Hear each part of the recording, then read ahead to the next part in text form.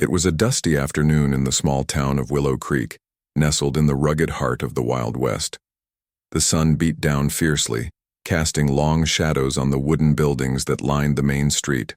A wind, thick with the scent of dry earth, stirred the loose papers and tumbleweeds that rolled past the saloon doors. The town wasn't much, but it was home to the brave souls who had made their lives there. Some were settlers trying to build a future, while others were rough men and women looking for a place to escape their pasts. In the distance, the sound of galloping hooves broke the stillness of the afternoon. Riders on horseback, clothed in the traditional attire of the Apache tribe, approached the town with a quiet, deliberate pace. At their head was the infamous Chief Taza, a tall, broad-shouldered man who carried the reputation of being one of the most feared warriors in the region. His presence alone made the townsfolk nervous, even though they had learned to live with the occasional tension between their small community and the nearby Apache tribe. Chief Taza was a man of few words, but when he did speak, everyone listened. He had lived through countless battles, both on horseback and on foot, and had led his tribe with unwavering confidence. His warriors respected him, not just for his skill in battle, but for his ability to make decisions that others might fear to make. But now, as he rode into town, it seemed there was something different in the air. This wasn't a routine visit. It wasn't about negotiations or trade. No, this time he had come with a challenge. Taza rode slowly to the center of the town square, his eyes scanning the small crowd of curious onlookers. With his back straight and his head held high, he looked like a mountain in human form. His dark eyes gleamed as he surveyed the gathering, and for a moment there was complete silence. The only sound was the soft rustle of the wind in the trees. The townspeople held their breath, uncertain of what would come next. And then, in a voice as deep and commanding as thunder rolling across the plains, Chief Taza spoke. "I am Taza, leader of the Apache. I have come here today to issue a challenge for any man brave enough to face me." A murmur rippled through the crowd as if the very air had changed. The people had heard of Taza's strength, his ferocity in battle, and the countless men who had tried and failed to defeat him. For a moment, no one moved. It was as if they all knew that the man who stood before them was a force of nature, unstoppable and unyielding. Taza's voice broke through the silence again. "I will give my wife to whoever defeats me in a duel. If any man in this town has the courage to face me, I will offer her as a prize." A shocked gasp escaped from one of the onlookers, and the crowd seemed to freeze. The idea of a man offering his wife as a prize was unheard of. It was unthinkable, and yet here was Taza, the great Apache leader, making such a bold declaration. His wife, a beautiful and proud woman named Ayana, stood beside him. She wore a look of indifference, but her eyes held something deeper, a quiet sadness, as though she knew the gravity of the challenge being set before her. The townsfolk stood in stunned silence. Some whispered to one another. Others shook their heads in disbelief. A few looked nervously at the sheriff, but he remained still, not sure how to react to such a bold and dangerous proposition. For a moment it seemed as though no one would dare step forward. The Apache leader was a warrior unlike any other, and the idea of defeating him seemed impossible to most. But then, just as the murmurs began to die down, a figure stepped forward from the crowd. He was tall, broad-shouldered, and dressed in worn cowboy clothes. His face was rugged, with a few days' worth of stubble growing on his chin. He carried himself with a quiet confidence that immediately caught the attention of the onlookers. His name was Jake McCall, a drifter who had passed through Willow Creek more than once. Some of the townsfolk knew him well, while others had heard stories of his sharpshooting skills and his ability to stand his ground when the odds were stacked against him. Jake had a reputation, but even he knew that this challenge was different. He wasn't the kind of man who went looking for trouble, but something about the way Taza had made his offer stirred something in Jake. Maybe it was the idea of standing up to the mighty Apache leader, or perhaps it was the honor of defending the dignity of women like Ayana. Whatever the reason, Jake couldn't shake the feeling that he had to do this. He had to take up the challenge. With slow, deliberate steps, Jake made his way through the crowd, his boots kicking up the dust with each stride. The people parted to let him pass, eyes following his every move. Some of them whispered in hushed tones, unsure of whether to be hopeful or terrified. But Jake didn't let their looks faze him. His focus was on the challenge at hand. He wasn't just doing this for the sake of fame or fortune. He was doing it because it was the right thing to do. As Jake reached the center of the square, he stood facing Taza. The two men sized each other up in silence, each recognizing the other's strength and resolve. Taza's expression was unreadable, but there was a flicker of curiosity in his eyes. He had heard of Jake McCall, the cowboy who had bested men in duels before, but he had never faced someone quite like him. And for the first time in a long while, Taza felt something stir inside him, a respect for the man who dared to stand against him. Jake's voice was calm but firm as he spoke. "I accept your challenge," he said, his eyes never leaving Taza's. A hushed gasp spread through the crowd again. Some were shocked, others were relieved, but all of them were impressed by Jake's boldness. It was a moment no one would forget. The tension in the air thickened as Jake and Taza exchanged a final lingering glance. The challenge had been set, and now there was no turning back. As the townspeople gathered around, the stage was set for a showdown unlike any the town had ever seen. The outcome of the duel would not only change the lives of the two men involved, but would forever mark Willow Creek's history. Jake McCall had never been one to back down from a challenge. As the dusty winds of Willow Creek swirled around him, carrying the scent of horses and the dry earth, Jake's mind was focused. The offer made by Chief Taza seemed too bold, too out of place for a man like him to ignore. But Jake wasn't just a man who sought adventure. He was a man who believed in doing what was right, and standing up to a man like Taza was something that stirred the courage deep within him. It wasn't about winning the fight for glory, and it certainly wasn't about taking the Apache leader's wife, who was nothing more than a pawn in this twisted challenge. For Jake, it was about honor, a sense of justice that couldn't be ignored. As he walked away from the gathering at the town square, the heat of the sun seemed to press down even harder on his shoulders. The sweat beaded on his forehead, and his boots kicked up small clouds of dust as he made his way toward the modest room he had rented at the local inn. The town wasn't much to look at, just a handful of buildings made of rough-hewn wood, with a saloon at one end of the street, a sheriff's office near the other, and a few homes scattered in between.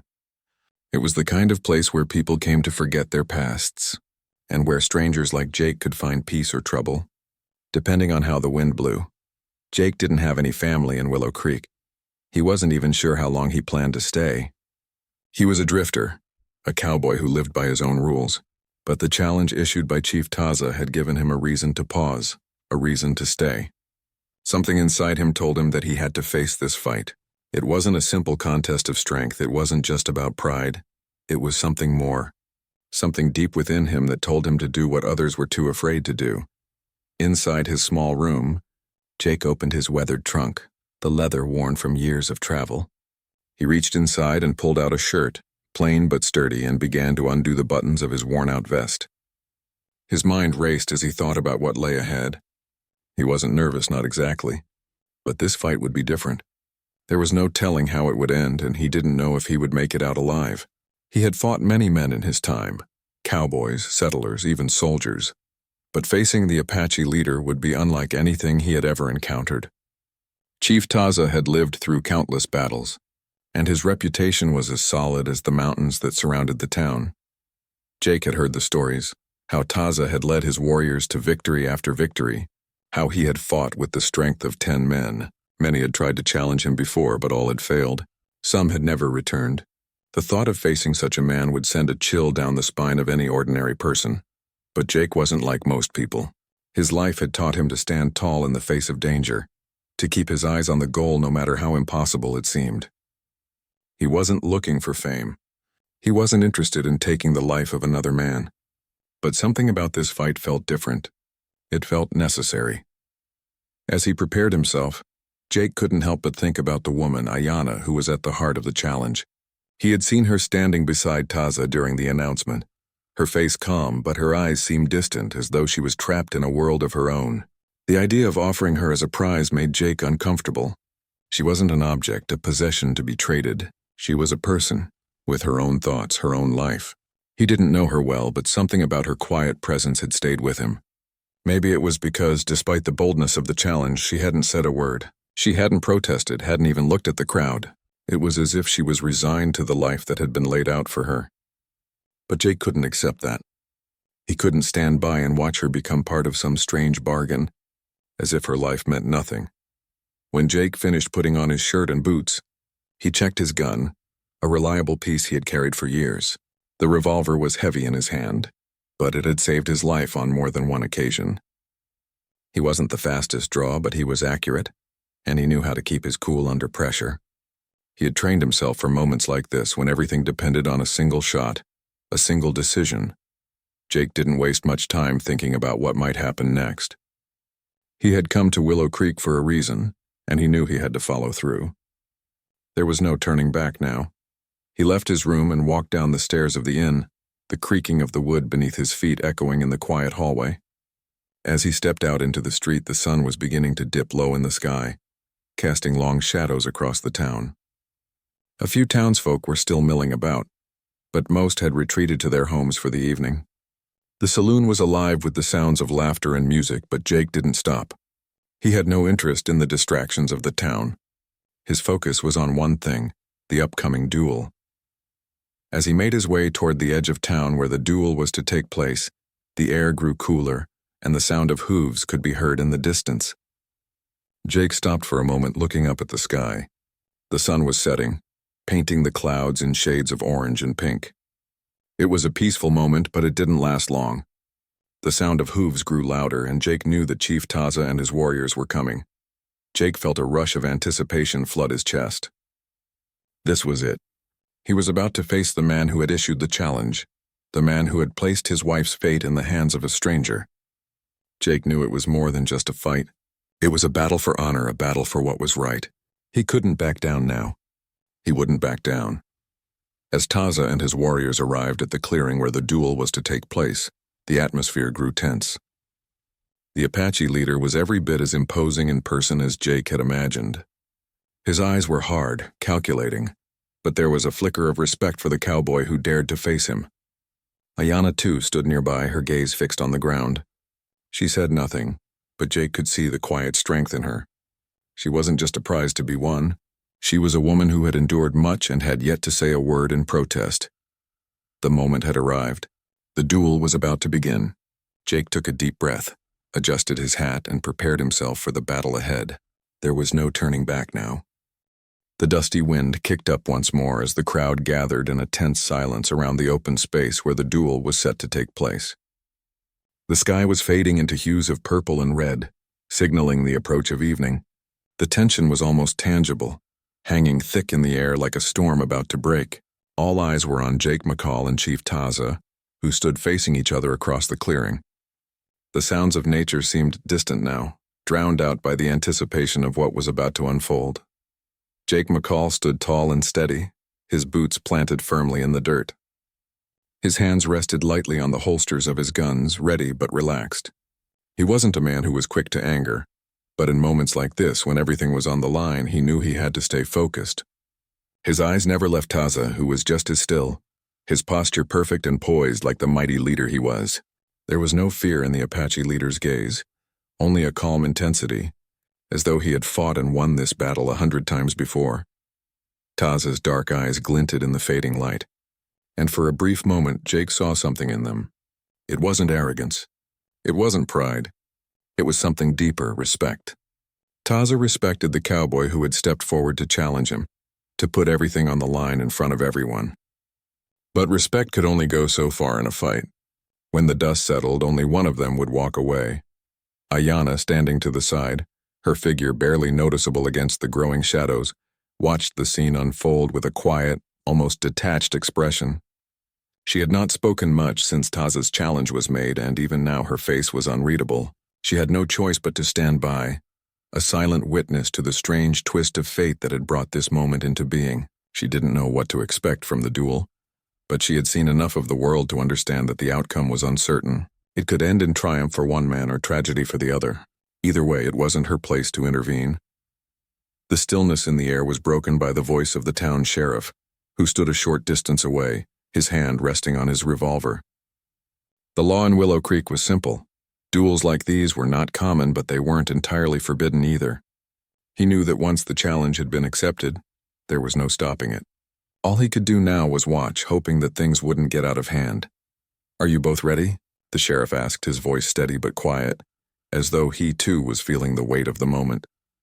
Jake gave a single nod, his jaw tight with determination. He wasn't worried about the outcome. He wasn't worried about what would happen after the duel. He just had to win. He had to stand tall in the face of the impossible.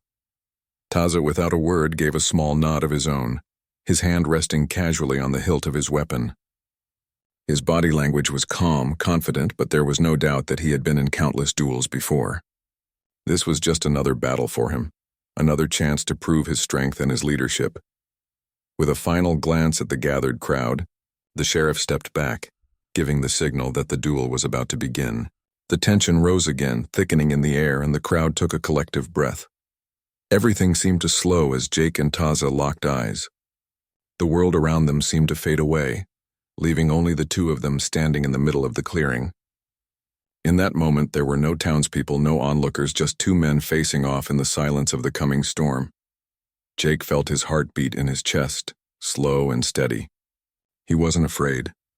He had been in fights before, tough ones, where the odds were stacked against him. He had faced men who were faster, stronger, and just as determined as Taza. But something about this fight was different.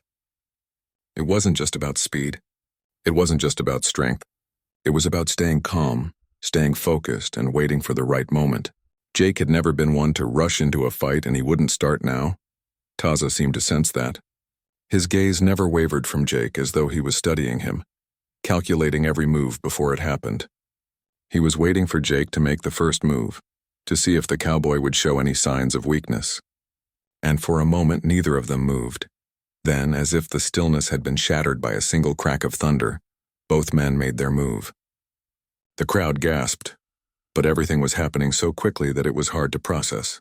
Jake's hand moved in a blur, his revolver almost leaping from its holster as he took aim at Taza. At the same moment, Taza's hand was just as fast, drawing his weapon and aiming it toward Jake in the same heartbeat. The two guns rang out almost simultaneously. A sharp, deafening crack split the air, and for a brief moment everything seemed frozen. Jake felt a rush of adrenaline. He could barely hear anything over the ringing in his ears. His eyes were locked on Taza, but his body was already reacting, his hand moving to steady his gun.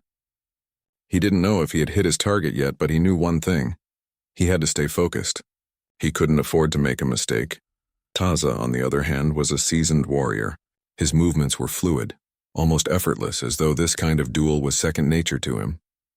But even the most skilled fighters could be thrown off balance by the unexpected, and that's what Jake was counting on. He had seen it before in others, how even the slightest hesitation could lead to disaster. And Taza, as powerful as he was, had a flaw that Jake had seen in many great men: the overconfidence that came with years of victory. For a split second, Jake saw it in Taza's eyes. Just a brief flicker of doubt. It was enough. Jake didn't hesitate. His gun was already up, and with a smooth, practiced motion, he fired again. The shot was true. The sound of the bullet slicing through the air almost drowned out by the roar of the crowd. Taza's eyes widened as he staggered back, his hand dropping from the gun. The Apache leader's face twisted in surprise and pain, but it wasn't enough to bring him to his knees. He was still standing, still alive, but Jake could see the shift in his posture. The fight wasn't over yet, but Jake knew he had the upper hand. For a moment, both men stood there, eyes locked in a fierce, unspoken battle of wills. Jake wasn't going to give up, not now. Not when he was so close to victory. And Taza, though wounded, wasn't about to back down either. His pride, his honor, and his strength were on the line. This was his moment to prove that he was still the leader of his people, that no one, no matter how brave or determined, could defeat him. But as the seconds ticked by, it became clear. This was no ordinary duel. The outcome of this fight would change not just the lives of Jake and Taza, but the very future of Willow Creek itself. The duel had taken a surprising turn. The crowd stood in stunned silence, eyes fixed on Jake McCall and Chief Taza, both of them seemingly frozen in time after the exchange of gunfire. For a brief moment, nothing moved. The only sound was the wind rustling through the trees, the soft whispers of the crowd, and the heavy breathing of the two men. The outcome of the duel, once so certain, now hung in the balance. Jake's hand tightened around his revolver as he carefully watched Taza. The Apache leader was still standing, though it was clear he had been injured. Blood trickled down from a wound on his shoulder, staining the dark fabric of his shirt. Yet Taza's face remained as stoic as ever. His pride, his power were still intact. He wasn't finished, not yet. The challenge had been issued, and he wasn't going to back down now. His reputation as a leader was at stake. Jake, on the other hand, had a clear shot. His heart raced, and he could feel the weight of the moment bearing down on him. But something stopped him. He had been in plenty of life-and-death situations before, but something about this fight felt different. It wasn't just about defeating Taza. It wasn't about proving who was stronger or faster. There was something more at play here. The way Taza had treated this challenge, the way he had presented his wife as a prize, Jake couldn't shake the feeling that there was more to this story. As the seconds stretched out, the silence was broken by a voice, soft yet filled with unmistakable clarity. "I do not wish to be a prize." The crowd turned, their eyes shifting to the woman standing near the edge of the clearing. Ayanna, Taza's wife, had been a silent figure until now. She had stood there watching the duel, her face passive and emotionless, but now she stepped forward, her presence commanding attention. Her gaze was locked on her husband, and for the first time there was fire in her eyes. The words hit the crowd like a thunderclap. The tension that had been building since the moment Taza issued his challenge suddenly shifted. The townsfolk who had been holding their breath now whispered among themselves. Even Jake and Taza turned to look at Ayanna, whose eyes seemed to burn with an energy that no one had seen before. Taza's expression changed. For the first time there was a flicker of something that could be described as shock, perhaps even confusion. He stared at his wife as though trying to understand what she had just said. "Ayanna." Taza spoke her name like a quiet command. His voice was low, a mixture of anger and disbelief. "You belong to me. You are mine." But Ayanna stood tall, her posture proud and unwavering. She had not flinched, not for a second. The fire in her eyes never left.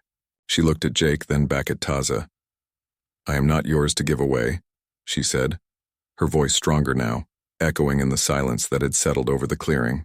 "I am not a prize to be won or lost in some game."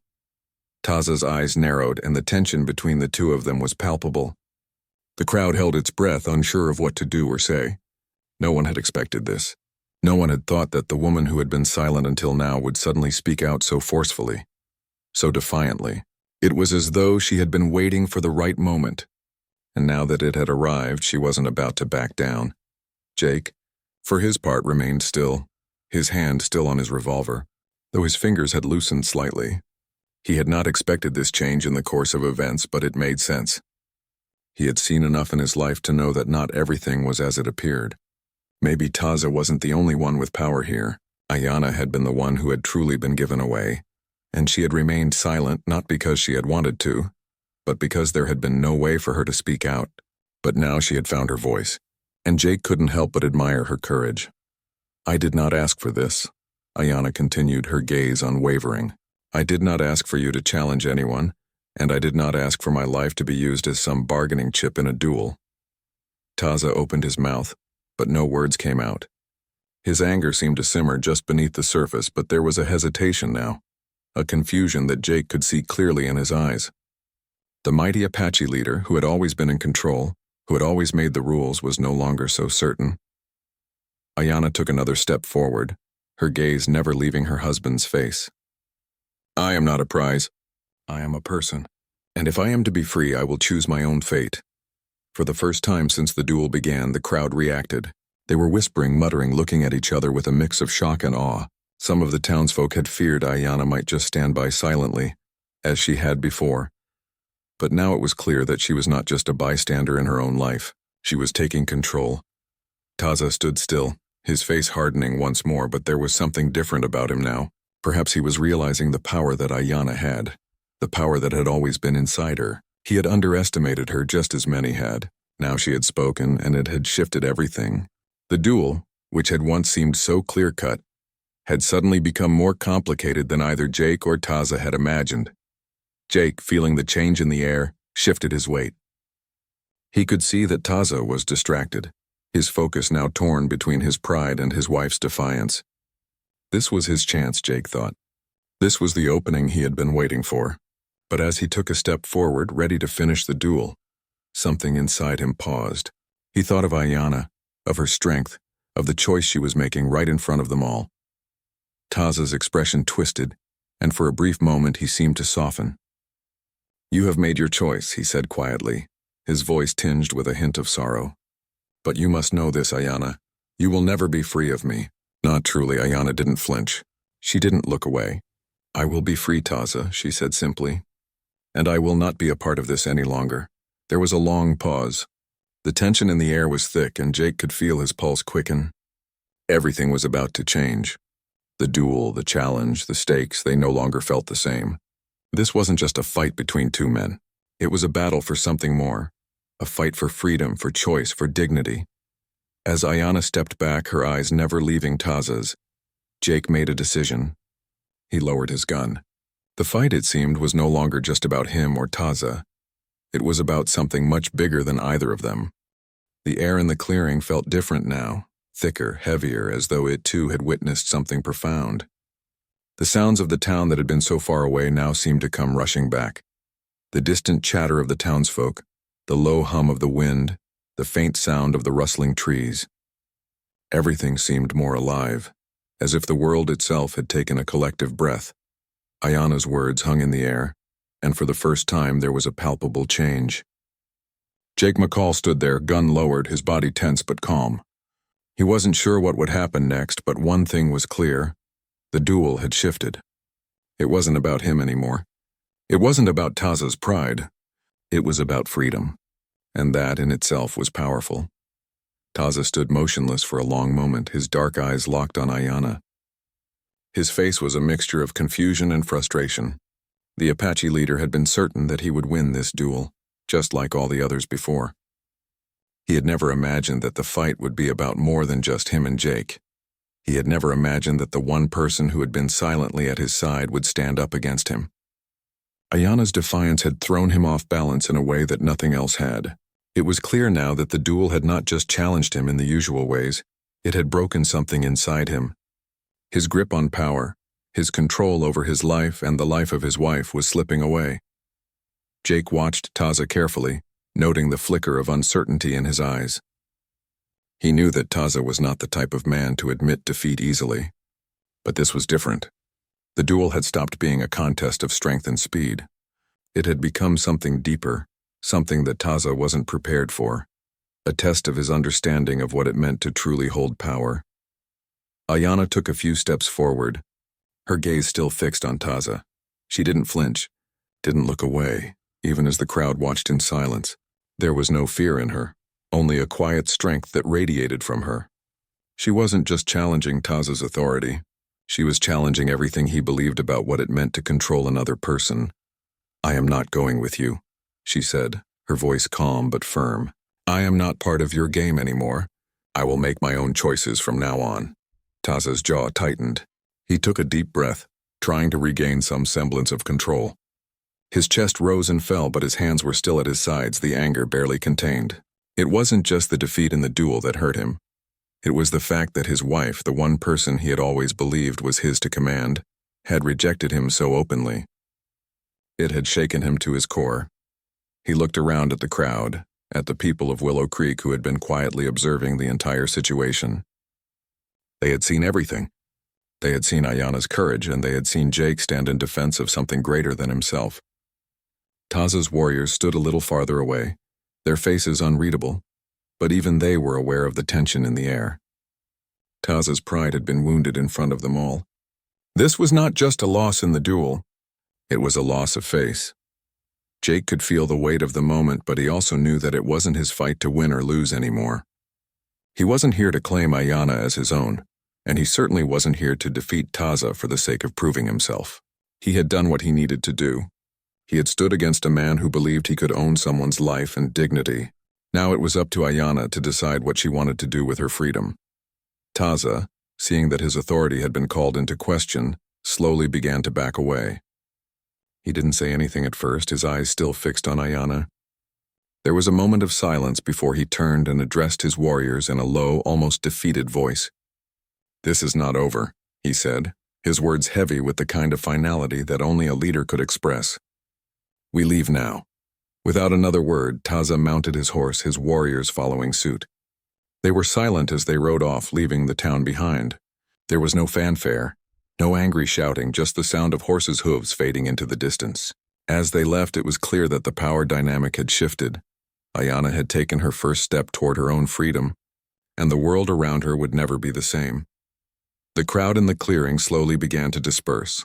Some whispered amongst themselves, still shocked by the events that had unfolded. Others looked toward Jake with a mix of admiration and curiosity. It wasn't often that a man took on a challenge like this, especially one so deeply rooted in personal stakes. But Jake didn't seem to care about the praise. He hadn't done this for glory. He hadn't done it for a reward. He had done it because it was the right thing to do. And in that moment he realized that sometimes doing the right thing was more important than winning or losing. It was about standing firm when it mattered most. Ayana stood there for a moment, looking out toward the horizon where Taza and his warriors had ridden off. Her hands were clenched at her sides, her chest rising and falling with the steady rhythm of her breath. She didn't speak for a moment, but when she did, her voice was softer, almost like a sigh of relief. "It's over," she said quietly. "I don't know what comes next, but it's over." Jake nodded, his gaze steady but kind. "It's over," he agreed. "And now, you have the chance to choose what happens next." Ayana turned to face him, and for the first time since the duel had started, a small but genuine smile crossed her lips. It wasn't a smile of triumph or victory. It was a smile of someone who had found a sense of peace, someone who had reclaimed a part of themselves that had been lost. She stepped forward, her eyes meeting Jake's with gratitude. "Thank you," she said simply, "for everything." Jake didn't respond right away. He just tipped his hat, a small gesture of acknowledgement. He wasn't the type to take credit for what he had done. This wasn't about him, it had never been about him. But he understood. He understood the weight of what Ayana had done, and he respected her for it. As the last of the dust settled and the sun began to dip below the horizon, Jake McCall turned and began to walk away from the clearing. He didn't know what the future held, but he felt like he had done what he needed to do. He had stood up for what was right, and now it was time to move on. The story of Jake McCall and Ayana would be passed down in Willow Creek for years to come. It would be remembered as the day that a cowboy stood against an Apache leader, not for the sake of glory, but for the sake of freedom. And it would be remembered as the day when one woman found the strength to reclaim her own life.